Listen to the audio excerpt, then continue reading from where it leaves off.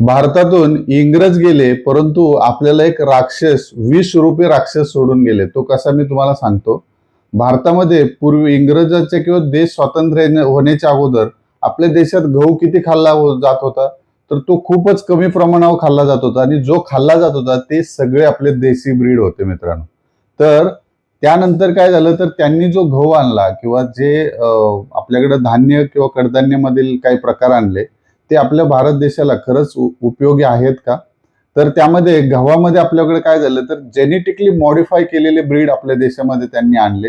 गव्हामध्ये glycaemic index हा जास्त आहे.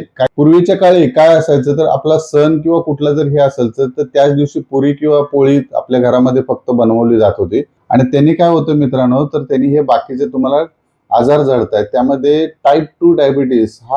आणि मित्रांनो, जर तरी तुम्हाला जर गहू खायचा आहे आणि तुमच्या घरामध्ये मुलंही चपातीच मागत असतील, तर त्यासाठी आपल्याकडे एक सर्वोत्तम पर्याय आहे. तो म्हणजे आपला हा खपली गहू. आपल्या हा जी फूड नावाने तुम्हाला खपली गहू मिळणार आहे. या गव्हामध्ये ग्लायसेमिक इंडेक्सचं प्रमाण खूप कमी नसतं. त्याचबरोबर फायबरचं प्रमाण हे अतिउच्च दर्जाचं आणि प्रोटीनही अतिउच्च दर्जाचं असतं. परंतु हा खपली गहू हा प्युअर शेतकऱ्याकडून आला, याला कोणतंही पॉलिश नाही.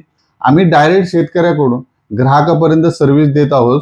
तुम्ही आकडेवारी एकदा सर्च करा की भारतामध्ये थायरॉइडचे किती पेशंट आहेत, भारतामध्ये शुगर आणि ब्लड प्रेशरचे किती प्रमाण आहेत, भारतामध्ये टाईप 2 डायबिटीसचं किती पेशंट आहेत, ओबिसिटीने ग्रस्त किती पेशंट आहेत, त्याचबरोबर कॅन्सरचं प्रमाण किती आहे.